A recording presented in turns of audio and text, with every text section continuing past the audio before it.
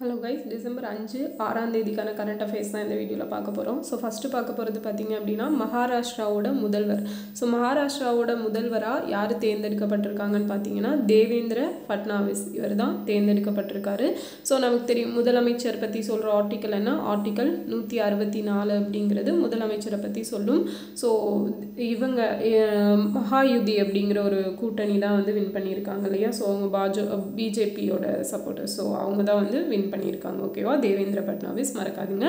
அதே மாதிரி ஜார்க்கண்டில் வந்து ஹேமந்த் சோரன் அவர் வந்து சிஎம்மாக இருக்கார்.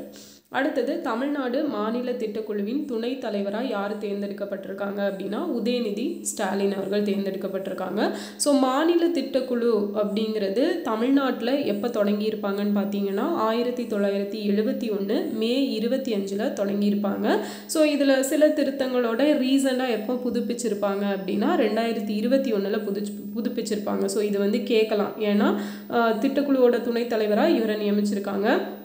ஆல்ரெடி துணைத் தலைவராக இருந்து ஜெயரஞ்சன் அப்படிங்கிறவரை அவருக்கு வந்து ஒரு தனியாக ஒரு போஸ்டிங் அப்படிங்கிறத க்ரியேட் பண்ணி இந்த திட்டக்குழுவிலேயே அதுக்காகவே க்ரியேட் பண்ணி அவரை வந்து அதில் மாற்றிட்டு உதயநிதி ஸ்டாலின் அவர்களை துணைத் தலைவராக நியமிச்சிருக்காங்க. ஸோ இந்த திட்டக்குழுவோட தலைவராக யார் தான் இருப்பாங்க அப்படின்னா சிஎம் தான் இருப்பாங்க. ஸோ இதே மாதிரி மாவட்ட திட்டக்குழுவோட தலைவராக யார் இருப்பாங்க அப்படின்னு பார்த்தீங்கன்னா மாவட்டத்தோட ஊராட்சி மன்ற தலைவர் தான் வந்து மாவட்ட திட்டக்குழுவோட தலைவராக இருப்பாங்க.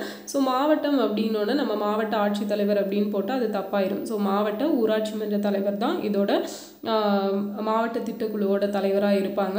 ஸோ அதே மாதிரி மாவட்ட திட்டக்குழு அப்படிங்கிறத பற்றி பேசுகிற ஆர்டிக்கல் எதுன்னு பார்த்தீங்கன்னா 243 ZD அப்படிங்கிறது தான் மாவட்ட திட்டக்குழு பற்றி பேசுகிற ஆர்டிக்கல். ஓகேவா, ஸோ இது எல்லாமே இம்பார்ட்டன்ட் டீட்டெயில் தான், நோட் பண்ணி வச்சுக்கோங்க. அடுத்தது விளையாட்டு ஊக்குவிப்பு சிறந்த மாநில விருது. ஸோ இது யாருக்கு கொடுக்கப்பட்டிருக்குன்னா தமிழ்நாட்டுக்கு கொடுக்கப்பட்டிருக்குது. அண்ட் எமர்ஜிங் ஸ்டேட் அப்படிங்கிறது, ஸோ வளர்ந்து வரும் மாநிலம் அப்படிங்கிறது இந்த விளையாட்டுத்துறையில் அது வந்து பீகாருக்கு கொடுத்துருக்காங்க. ஸோ தமிழ்நாட்டில் பொறுத்த வரைக்கும் 6 லட்சம் விமன் ஆண்டர்பிரனர்ஸ் அப்படிங்கிறவங்க இருக்கிறாங்க. ஓகேவா, பெண் தொழில் முனைவோர்கள் இருக்கிறதா சொல்லியிருக்கிறாங்க. ஸோ அதையும் அதுவும் ரீசன்ட் டேட்டா தான், நோட் பண்ணிக்கோங்க. அடுத்தது பொது சேவைகளுக்கான உரிமை ஆணையம் தொடங்கிய மாநிலம் எதுன்னு பார்த்தீங்கன்னா அசாம். ஓகே, ஸோ அதே மாதிரி பொது சேவை சட்டம் அப்படிங்கிறது பப்ளிக் சர்வீஸ் ஆக்ட் அப்படிங்கிறத கொண்டு வந்த மாநிலம் மத்திய பிரதேஷ். 2010 ஃபஸ்ட்டு டைமாக இந்தியாவில் கொண்டு வந்திருப்பாங்க பொது சேவை சட்டம். ஸோ அதே மாதிரி பொது சேவைகளுக்கான உரிமை ஆணையம் அப்படிங்கிறத தொடங்கின ஒரு ஃபஸ்ட்டு ஸ்டேட் எதுனா அசாம். அடுத்தது 57வது புலிகள் காப்பகம். ஸோ இது எங்கே ஓப்பன் பண்ண போகிறதா அனௌன்ஸ் பண்ணியிருக்காங்க அப்படின்னா ரதபானி. ஸோ ரதபானி எங்கே இருக்குன்னா மத்திய பிரதேஷில் தான் இருக்குது. ஸோ நமக்கு தெரியும் புலிகள் வந்து அதிகம் காணப்படும் மாநிலம் எதுனா மத்திய பிரதேஷ் தான். ஸோ ரீசன்ட் டேட்டாஸ் சென்சஸ் படியும் அதுதான் டேட்டா. ஓகேவா, ஸோ மத்திய பிரதேஷில் தான் அதிகமான புலிகள் அப்படிங்கிறது காணப்படுது.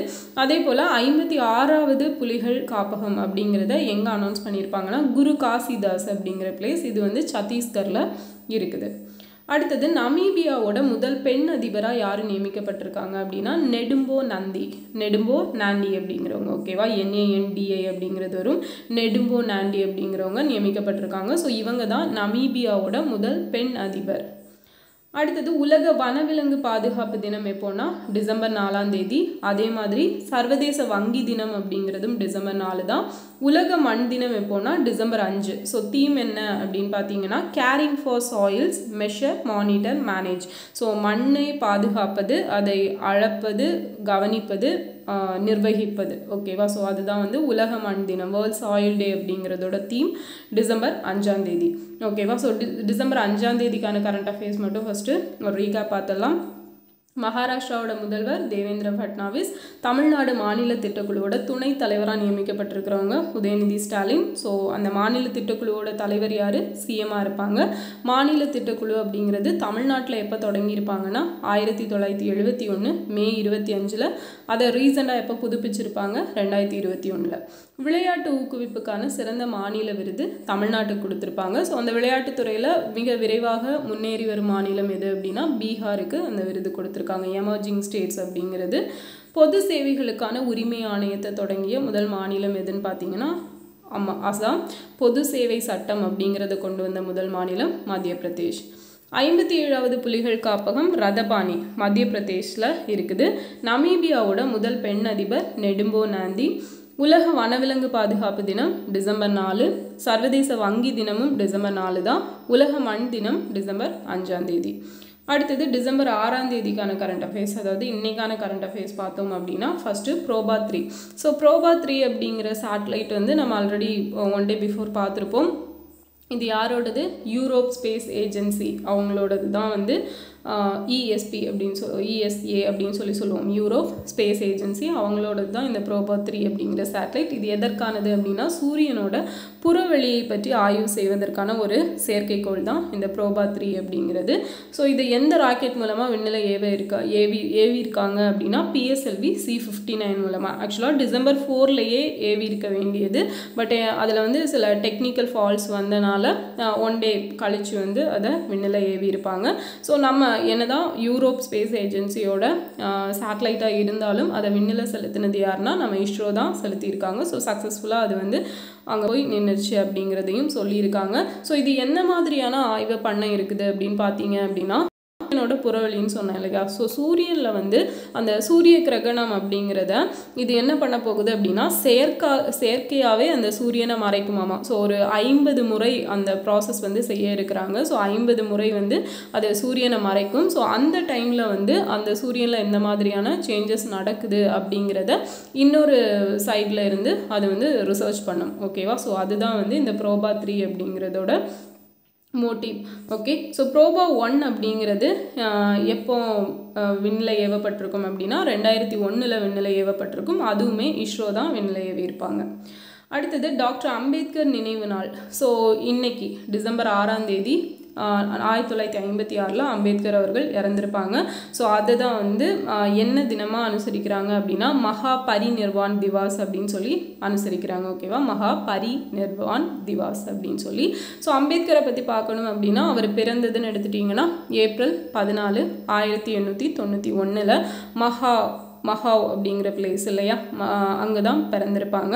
ஸோ அவரை பற்றி வேறு பார்க்கணும் அப்படின்னா பாரத ரத்னா. ஸோ அவருக்கு எப்போ கொடுத்துருப்பாங்க அப்படிங்கிறத நீங்கள் தான் கமெண்டில் சொல்ல போகிறீங்க. ஓகேவா. ஸோ பாரத ரத்னா எப்போ கொடுத்தாங்க அப்படிங்கிறத சொல்லுங்கள். ஸோ ரூபாயின் பிரச்சனை அப்படிங்கிறத ஒரு கட்டுரை வெளியிட்டிருப்பார். ஸோ அதை பேஸ் பண்ணி தான் நம்ம பேங்கிங் சிஸ்டம் அப்படிங்கிறது இல்லையா, பேங்கிங் ஆக்ட் 1934 அது வந்து நிறுவுறதுக்கு ஒரு முக்கிய ரீசனாக இருந்தது எது தான் அப்படின்னா அந்த ரூபாயின் பிரச்சனை, அதை பற்றின அந்த கட்டுரை தான் வந்து முக்கிய ரீசனாக இருக்கும். இதெல்லாமே அம்பேத்கரை பற்றின இம்பார்ட்டன்ட் டேட்டாஸ். அடுத்தது குழந்தை திருமணம் இல்லாத இந்தியா அப்படிங்கிற ஒரு திட்டம். ஸோ குழந்தை திருமணம் இல்லாத இந்தியா இந்த திட்டத்தை வந்து சென்ட்ரல் கவர்மெண்ட்லேருந்து அனௌன்ஸ் பண்ணியிருப்பாங்க.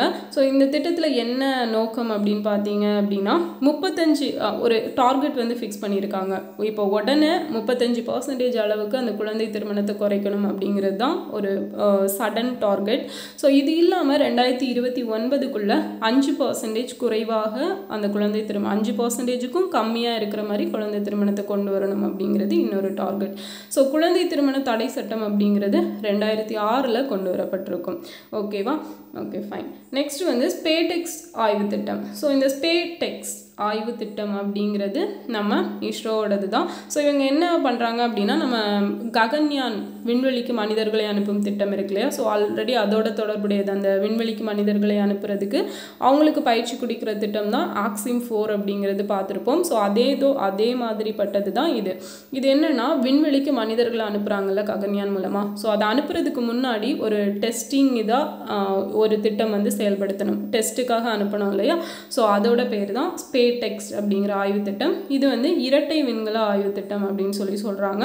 ஸோ இதை என்ன ராக்கெட் மூலமாக அனுப்ப இருக்காங்க அப்படின்னா PSLV C-60. ஓகே. ஸோ இப்போ தான் C-59 பார்த்தோம். C-59 மூலமாக தான் ப்ரோபா 3 வந்து செலுத்த இருக்காங்க. ஸோ இந்த ஸ்பேடெக்ஸ் அப்படிங்கிறத PSLV C-60 மூலமாக விண்ணில் செலுத்துகிறாங்க. அடுத்தது தேசிய பஞ்சாயத்து விருது 2024.